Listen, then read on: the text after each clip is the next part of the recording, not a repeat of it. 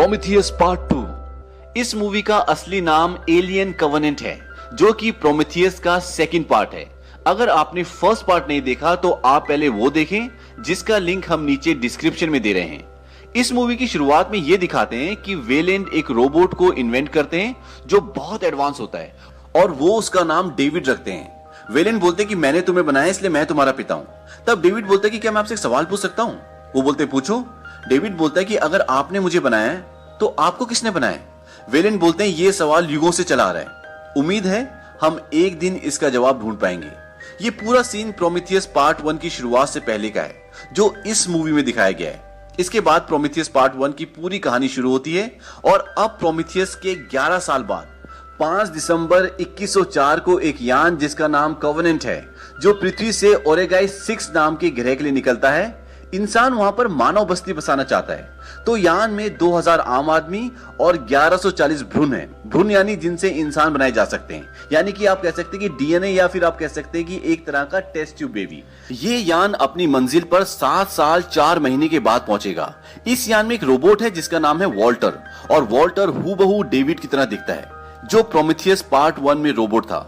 जब ये यान अपनी मंजिल की तरफ बढ़ रहा होता है तो इसमें कुछ प्रॉब्लम आ जाती है, जिसकी वजह से सारे क्रू मेंबर्स को वक्त से पहले स्लीपिंग चैम्बर से उठाना पड़ता है। और इस दुर्घटना में 47 लोग, 16 भ्रूण और शिप के क्रू के कैप्टन जिनका नाम जैक होता है, सबकी मृत्यु हो जाती है।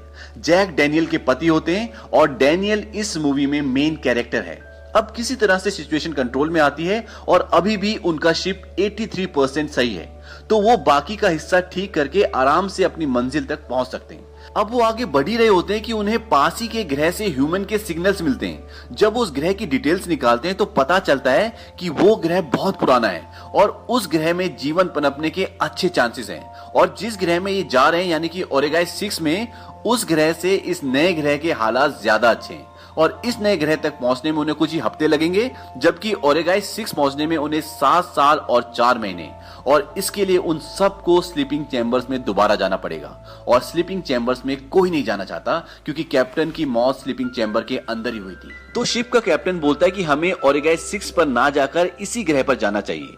हालांकि डैनियल कैप्टन को समझाती भी कि हमें नए ग्रह पर नहीं जाना चाहिए, बल्कि उसी ग्रह पर जाना चाहिए जिसकी हमें ट्रेनिंग मिली है। पर कैप्टन उसकी बात नहीं मानते और ये फैसला करते हैं कि अब वो इस नए ग्रह की ओर जाएंगे।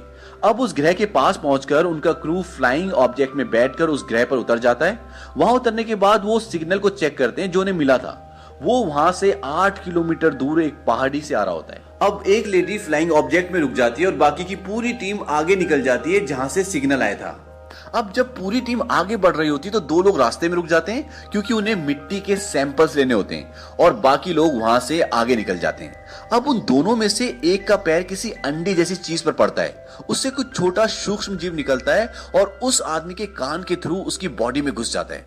वहीं दूसरी ओर बाकी की टीम अब आगे बढ़ रही होती है तो उन्हें एक एलियन शिप दिखता है, और ये वही एलियन शिप होता है जिसमें इस मूवी के फर्स्ट पार्ट में डेविड और डॉक्टर शॉ आगे निकल गए थे, पर वो क्रैश होकर गिरा होता है।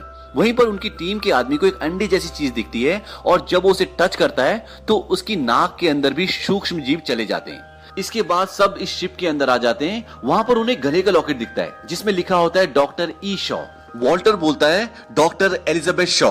वो प्रोमीथियस की चीफ साइंस ऑफिसर थी और उनका शिप 10 साल पहले गायब हो गया था। तभी वो उस कक्ष में पहुंच जाते हैं जहां से शिप ऑपरेट होता है, और जब वो वहां एक बटन को टच करते हैं तो वहां पर एक्सरे रिकॉर्डिंग शुरू हो जाती है, जिसमें ये दिखाते हैं कि डॉक्टर शॉ उस चेयर पर बैठी हुई है। वहीं दूसरी ओर जो 2 लोग पीछे मिट्टी के सैंपल्स लेने के लिए रुक गए थे, जिसमें से एक की बॉडी में सूक्ष्म जीव चला गया था, उसकी तबीयत खराब होना शुरू हो जाती है, और वो ये बात बाकी के लोगों को बताती है जो एलियन शिप में है। वो बोलती है हम वापस जा रहे हैं, और वो अपने शिप की तरफ निकल जाती है। पर शिप तक पहुंचते पहुंचते उसकी तबीयत बहुत ज्यादा खराब हो जाती है। अब जब वो शिप में पहुंच जाते हैं तो वहां पर उनकी टीम की एक मेंबर पहले से होती है। वो उसे मेडिकल चैम्बर में ले जाते हैं, और जो मेंबर वहां पहले से होती है वो देखती है कि उस बीमार मेंबर की बैक फट रही है, और वो खुद बाहर आ जाती है और चैम्बर को लॉक कर देती है, और बाकी टीम को बोलती है कि तुम जल्दी से आ जाओ।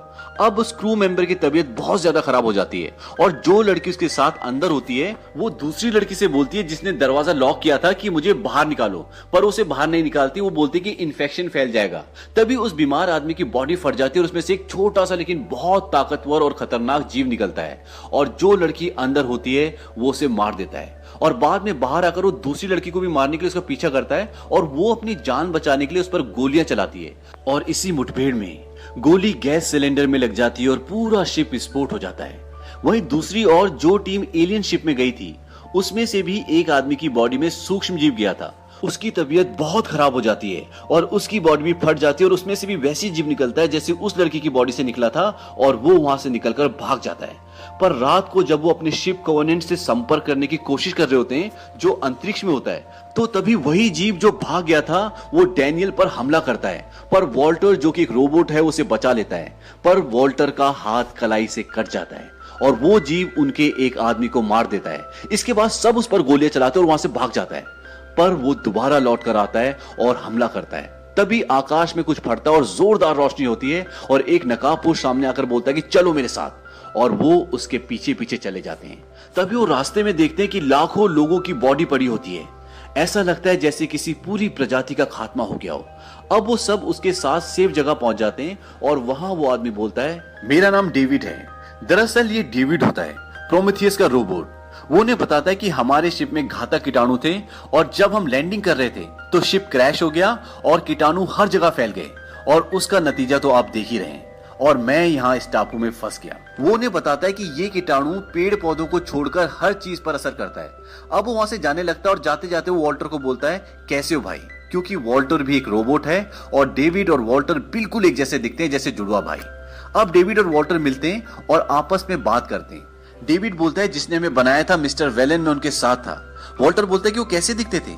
डेविड बोलता है वो इंसान थे, उनकी बनावट के आगे उनकी कोई कीमत नहीं।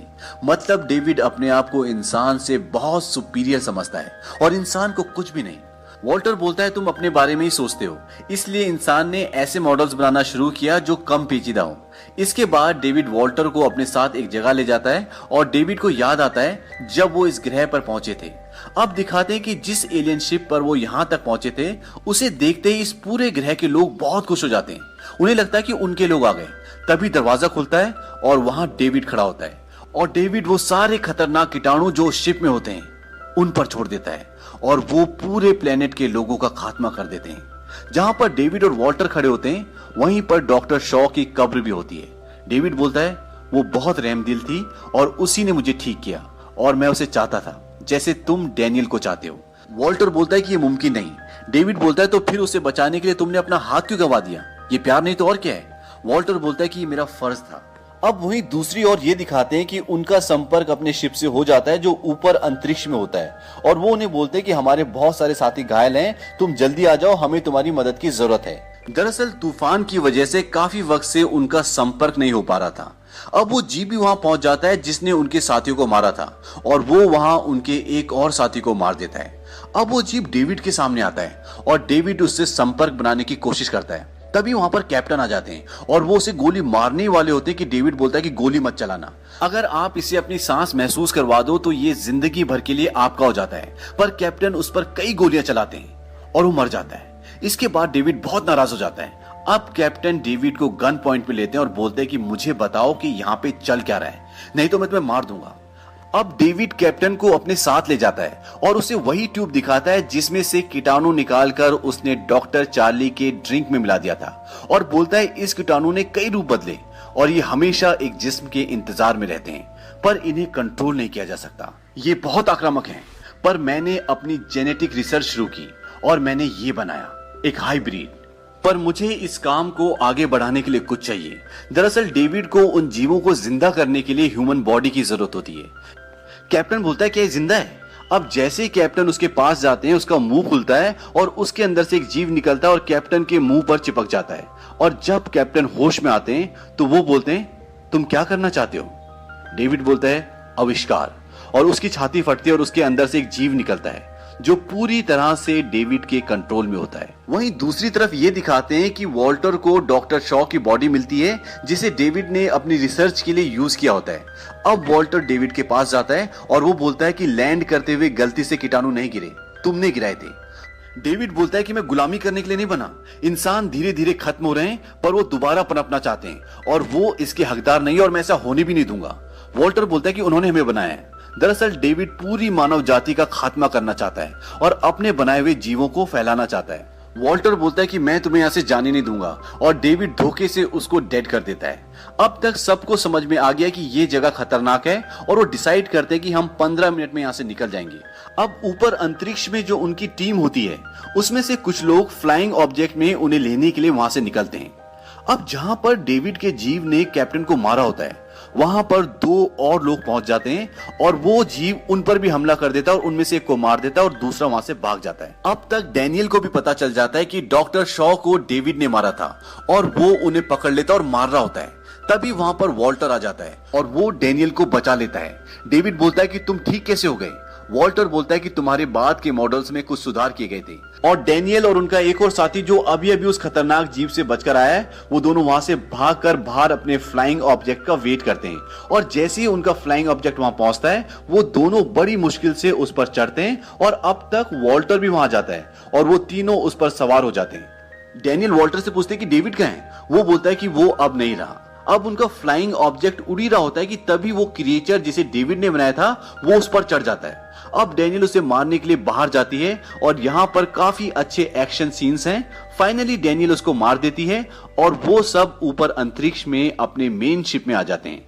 अब नेक्स्ट मॉर्निंग ये दिखाते हैं कि उनके एक साथी की चेस्ट फाड़कर वैसे एक जीव निकल गया होता है जैसा उन्होंने एक दिन पहले मारा था और वो उनके शिप में है। अब उसे ढूंढना शुरू करते हैं। अब पूरे शिप में 4 क्रू मेंबर्स हैं और जिसमें से वो जीव 2 को मार देता है। डैनियल उस जीव को जानबूझकर अपने पास बुलाती है ताकि उसे खत्म कर दे और वो उसे एक बुलडोजर में फंसाकर नीचे गिरा देती है, पर वो लास्ट मोमेंट में कूद जाता है और वापस शिप में आ जाता है। अब डैनियल के पीछे से एक ट्रक उसकी तरफ आ रहा होता है जो उसे पता होता है और उसमें नुकीले नुकीले ब्लेड्स होते हैं और दूसरी तरफ से वो जीव आगे से उसे मारने के लिए आ रहा होता है। अब जैसे ही वो जीव डैनियल की तरफ कूदता है डैनियल नीचे एक जगह होती है वहां कूद जाती है और ब्लेड्स उस एलियन के शरीर में घुस जाते हैं और वो ट्रक के साथ शिप से नीचे गिर जाता है।